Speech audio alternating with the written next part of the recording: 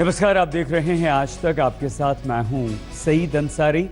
इस वक्त हम आपको सीधे लिए चलते हैं। अखिलेश यादव प्रेस कॉन्फ्रेंस कर रहे हैं, मोदी से हिसाब मांग रहे हैं।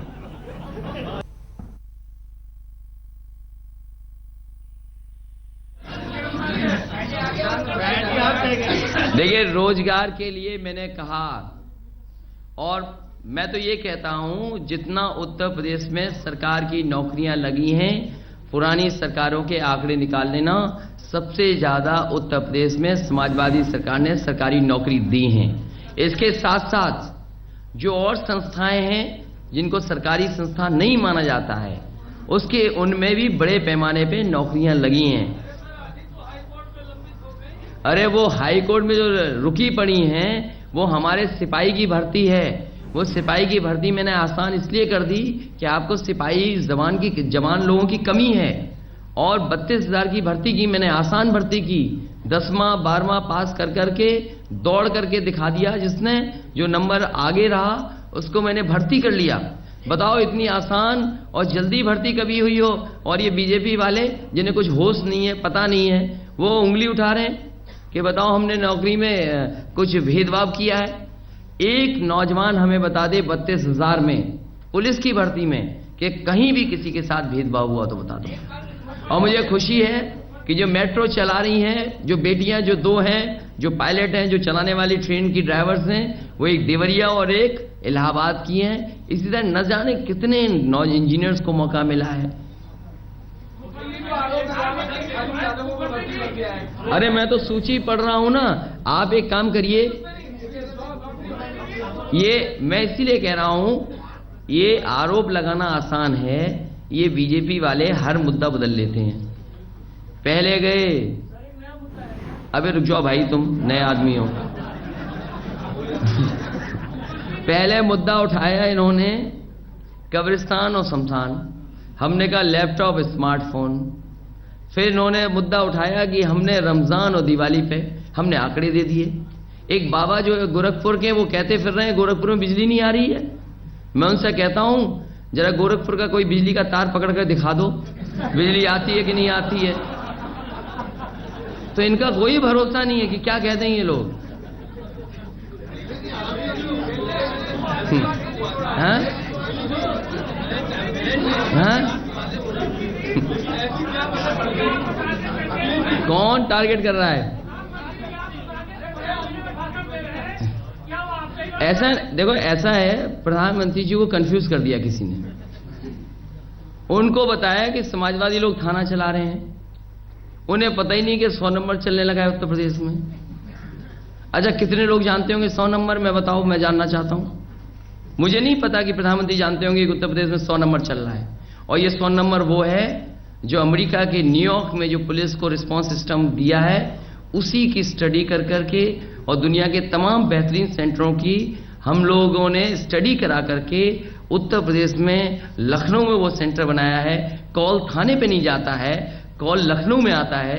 पीड़ित कहाँ है, घटना कहाँ है, और कहाँ पर पुलिस खड़ी है, ये दोनों इंतजाम समाजवादियों ने किए हैं। और अभी तो 3,000 गाड़ी दी हैं। अगली बार सरकार समाजवादी की बन जाएगी, 1,000 से ज्यादा और गाड़ी दे दूंगा, तो समझ लेना पुलिस 10 मिनट में पहुंच जाएगी।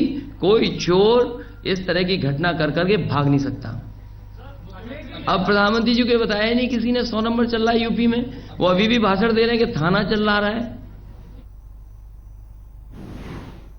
तो अखिलेश यादव अपने ऊपर लगे आरोपों पर सफाई दे रहे थे और ये कहा कि बिजली आ रही है, नरेंद्र मोदी ने झूठे आरोप लगाए हैं, नरेंद्र मोदी अपना हिसाब किताब दें।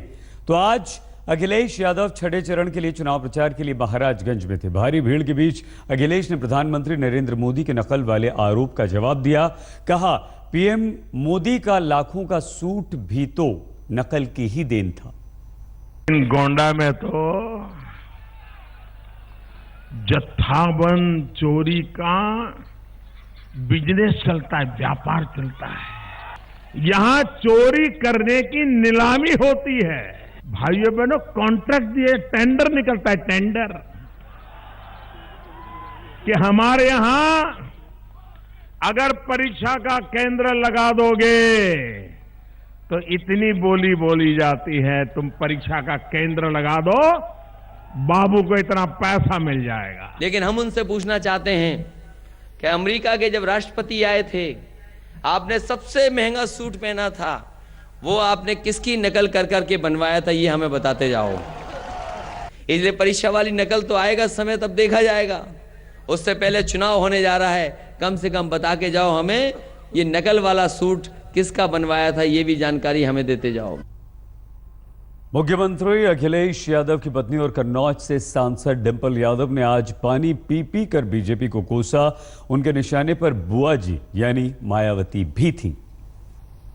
जुई सिंह जी ने कहा, पूर्वांचल में साइड में पहली बार आई हूं मैं, और मुंह दिखाई देने का मुझे पूरा विश्वास है कि आप लोग करेंगे। जौनपुर की इमरती बहुत खिलाई है हमें, हमने बहुत इमरती खाई है जौनपुर वाली, बहुत बढ़िया इमरती होती है। विपक्षी दलों का बीपी बढ़ रहा है कि नहीं? खिसियाहट बढ़ रही है कि नहीं? साथ में भाषा भी बदल गई कि नहीं? बिजली को भी हिंदू और मुसलमान बना दिया गया। और आपके भैया ने तो गंगा मैया की कसम खा ली कि उन्होंने कोई मतभेद नहीं किया है। खाई है कि नहीं खाई?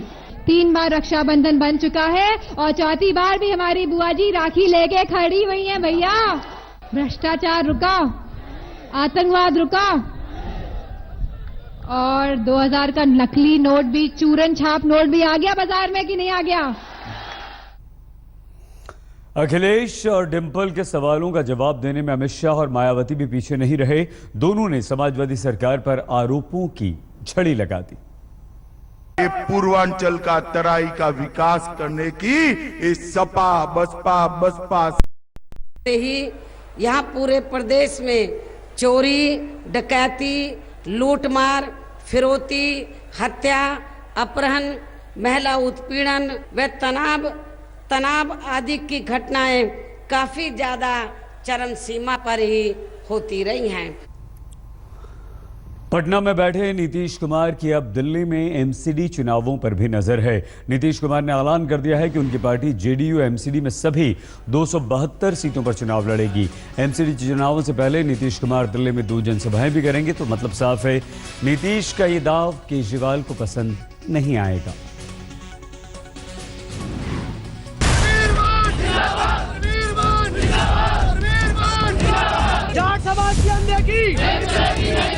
दिल्ली में अप्रैल में होने वाले एमसीडी चुनाव के लिए आम आदमी पार्टी ने प्रत्याशियों की पहली सूची तो जारी कर दी, लेकिन टिकट बंटवारे को लेकर पार्टी में घमासान जारी है। भारी उम्मीदवार।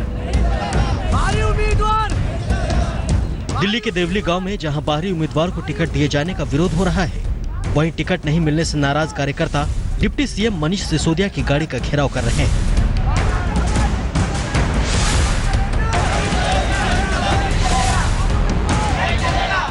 देवली में टिकट बंटवारे को लेकर आप कार्यकर्ताओं में किस कदर नाराजगी है, ये इस तस्वीर में देखा जा सकता है। जाट बहुल गांव में स्थानीय कार्यकर्ता जहां बाहरी उम्मीदवार का विरोध कर रहे हैं, वहीं अपनी बिरादरी के नेता को टिकट देने की मांग कर रहे हैं।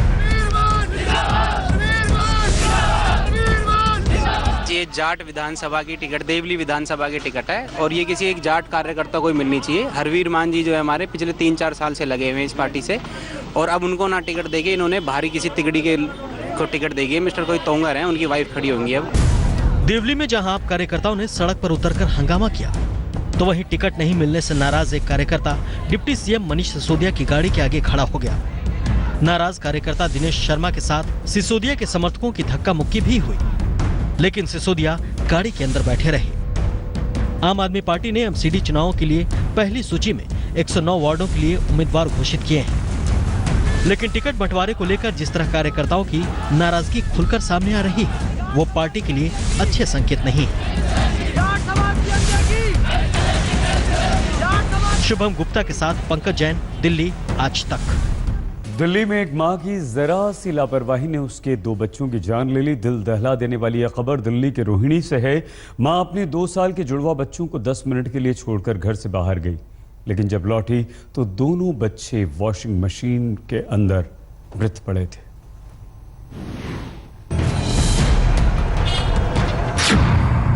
हर मां को सावधान करने वाली घटना। एक मां की लापरवाही ने ली मासूमों की जान। वॉशिंग मशीन में डूबकर 2 बच्चों की मौत।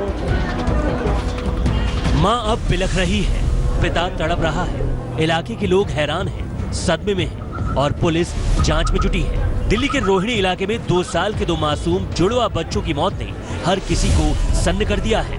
2 साल के उन दोनों जुड़वा बच्चों की मौत घर में रखी इसी वॉशिंग मशीन में डूबकर हो गई। बताया जा रहा है कि मां घर में कपड़े धोने की तैयारी कर रही थी। इस दौरान वॉशिंग पाउडर लाने के लिए वो 15 मिनट के लिए घर से बाहर गई, लेकिन जब लौटी तो देखा कि उसके 2 जुड़वा बच्चे, 2 साल का निशु और 2 साल का ही निशांत, वॉशिंग मशीन में औंधे मुंह पड़े हैं। माँ उनकी बाहर गई थी बच्चों को छोड़ करके नहाने के लिए। वो बच्चे आपस में कैसे गए कैसे नहीं गए किसी को नहीं मालूम। उस चीज़ के ऊपर हम क्या बोल सकते हैं यार, कैसे गए कैसे नहीं गए। और ठीक है, जब आ करके 1.5-2 घंटे बाद हमने ढूंढा है सारी चीज़ें कहाँ है क्या है, तब पता लगा कि बच्चे वो वॉशिंग मशीन में। आखिर 2 साल के बच्चे वॉशिंग मशीन के ऊपर कैसे चढ़े? दोनों बच्चे एक साथ कैसे छोटी सी वॉशिंग मशीन में जा घुसे? वॉशिंग मशीन का ढक्कन क्यों खुला था और बिना कपड़ों के वॉशिंग मशीन में पानी क्यों भरा था? जिस तरह से माँ अपने मासूम बच्चों को छोड़ करके कुछ वक्त के लिए बाहर चली गई, वो साफ दिखाता है कहीं न कहीं इस पूरी घटना में लापरवाही जरूर है। कैमरामैन कुलवंत सिंह और राजेंद्र स्वामी के साथ रामकिंकर सिंह, दिल्ली आज तक। आपके पसंदीदा न्यूज चैनल आज तक ने एक बार फिर से खबरों की दुनिया में अपना परचम लहरा दिया है। ENBA अवार्ड्स में आज तक ने 4 बड़े अवार्ड्स अपने नाम किए हैं। बेस्ट हिंदी न्यूज चैनल का अवार्ड भी आज तक को मिला है। आज तक के साथ सहयोगी चैनल इंडिया टुडे टीवी ने भी बेस्ट अंग्रेजी चैनल का खिताब जीता है और हमारी सहयोगी, हमारी साथी श्वेता सिंह बनी हैं बेस्ट हिंदी न्यूज एंकर।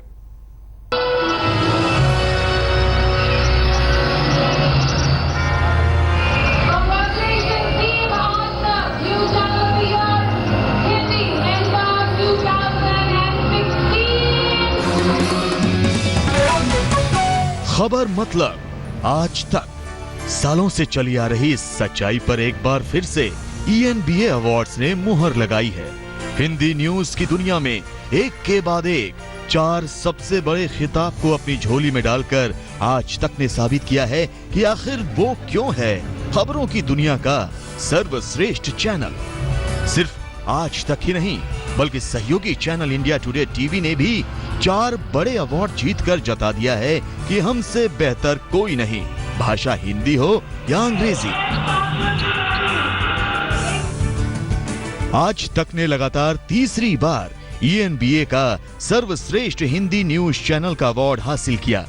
आज तक की प्राइम एंकर श्वेता सिंह को खबरों के प्राइम टाइम शो खबरदार के लिए बेस्ट न्यूज एंकर के अवार्ड से नवाजा गया। आज तक में दिखाए गए पाकिस्तान के पूर्व राष्ट्रपति परवेज मुशर्रफ के साथ बेबाक इंटरव्यू को मिला बेस्ट टॉक शो का अवार्ड।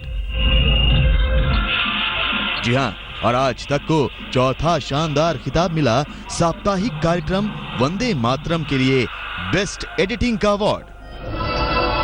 टीवी टुडे ग्रुप के अंग्रेजी चैनल इंडिया टुडे टीवी ने भी ENBA अवार्ड में अपना परचम लहराया। इंडिया टुडे को भी मिला बेस्ट अंग्रेजी न्यूज चैनल का अवार्ड। TVTN के मैनेजिंग एडिटर राहुल कंवल को बेस्ट मैनेजिंग एडिटर अंग्रेजी के लिए खिताब मिला। इंडिया टुडे के गौरव सावंत को बेस्ट न्यूज स्पॉट रिपोर्टिंग के अवार्ड से नवाजा गया, जबकि पाकिस्तान के खिलाफ हुए सर्जिकल स्ट्राइक की शानदार कवरेज के लिए इंडिया टुडे को मिला बेस्ट न्यूज कवरेज का award. I am of course absolutely delighted that we have won the best English news channel, the best Hindi news channel. This is a great achievement for us and I'm really proud of the complete team of TV Today who has done this. And we have so many talented people, and TV is all teamwork. But teams only work with great leadership. So I must give credit to Khali Puri, who is the director of broadcasting for TV Today, for providing the leadership and the editorial direction to produce these 2 great channels. And I look forward to that we will continue to win these awards and hold up the gold standard of journalism. आज मैं आपकी खास मुलाकात कराती हूँ आज तक के बिग बॉस सुप्रिया प्रसाद के साथ। सुप्रिया प्रसाद 2 अवार्ड ENBA में जीत कर आ रहे हैं। उनसे पूछते हैं आज तक का सबसे फेवरेट क्वेश्चन, उनको कैसा लग रहा है?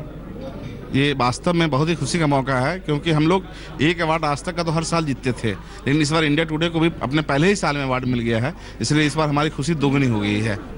ये तो बहुत ही खुशी की बात है। मॉर्निंग मेगा प्राइम टाइम, दोपहर की खबर या फिर शाम का सुपर प्राइम टाइम शो, हर पल सबसे तेज सिर्फ आज तक। अपनी टीवी स्क्रीन पर 8 कैमरों की नजर से एक बार में देखिए ENBA अवार्ड समारोह में टीवी टुडे नेटवर्क का हल्ला बोल। देश और दुनिया की बाकी खबरों के लिए आप देखते रहिए आज।